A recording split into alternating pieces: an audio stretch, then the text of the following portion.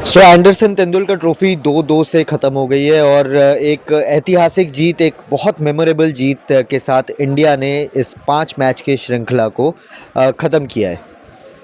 और इस सीरीज़ से ये एक नई यंग इंडियन टीम थी। शुभमन गिल पहली बार कप्तानी कर रहे थे, गौतम गंभीर हेड कोच के ऊपर काफ़ी दबाव था और एक ये नई टीम थी without Virat Kohli, without Rohit Sharma, without Ravichandran Ashwin.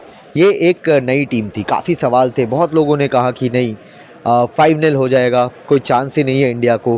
क्या करेंगे, सेना कंट्रीज़ में शुभमन के रन्स नहीं है, यशस्वी जायसवाल अपना पहला दौरा कर रहे हैं, टीम में अनुभव नहीं है, अनुभव की कमी है। जसप्रीत बुमराह और सिलेक्टर्स ने पहले ही कह दिया था कि 3 मैचेस वो खेलेंगे और ये सीरीज़ से पहले ये इसकी घोषणा हो गई थी कि जसप्रीत बुमराह सिर्फ 3 मैचेस ही खेलेंगे। कौन से 3 मैचेस खेलेंगे, इस पे निर्णय लेना बाकी था, इस पे फैसला आना बाकी था और वो फैसला हमने ओल्ड ट्रैफर्ड के उस ड्रॉन टेस्ट के बाद देख लिया कि जसप्रीत बुमराह ओवल टेस्ट नहीं खेलेंगे।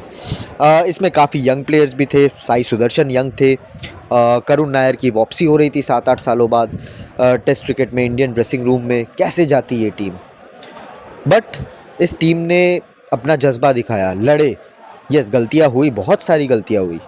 चाहे वो आप हेडिंगले से अगर हम स्टार्ट करें तो यशस्वी जायसवाल के कैचेस, लोअर ऑर्डर की तरफ से कोई रन्स नहीं आना, टेल बहुत ही जल्दी आउट हो गई और वहाँ पे इंग्लैंड ने उस मौके का पूरा फ़ायदा उठाया और आपका हेडिंगली टेस्ट जीत लिया।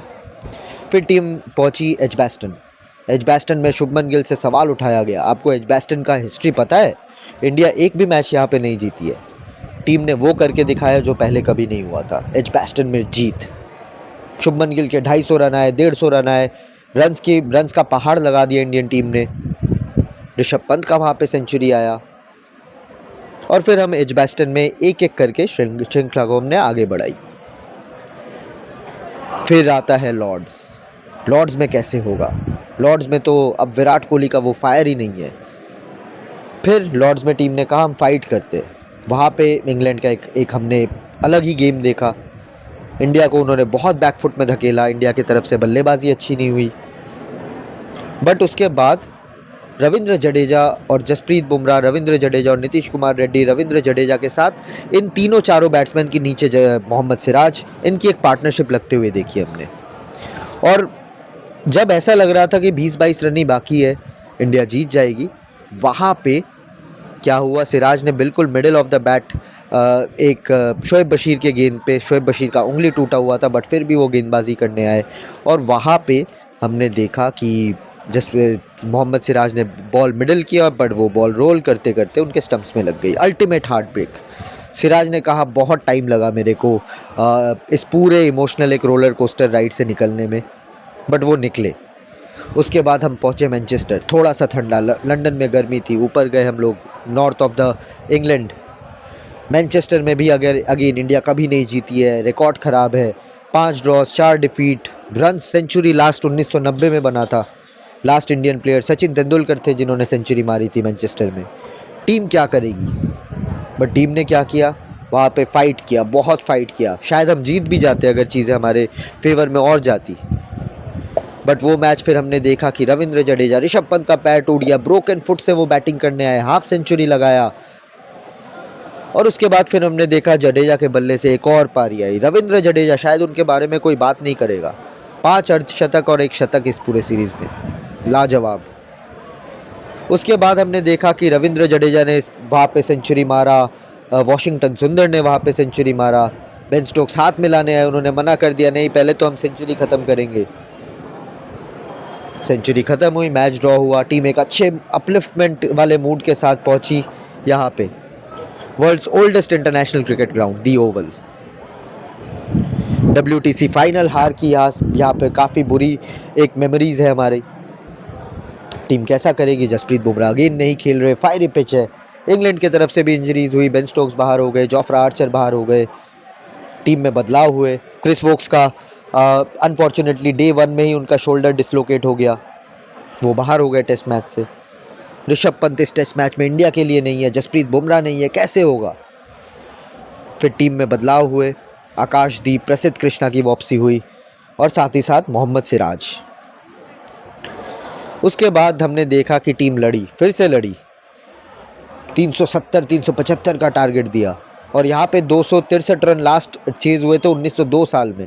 सब ने कहा रे easy win for India, but England ने फाइट बैक दिखाया। हैरी ब्रुक का काउंटर अटैक, जो रूट अगेन, लोग बात नहीं करेंगे ज़्यादा, बट 3 सेंचुरीज फिर से वो लगा चुके हैं। दूसरे पायदान पे है international all time test run scorers के, और शायद आने वाले 2 सालों में सचिन तेंदुलकर को क्रॉस भी कर जाएंगे।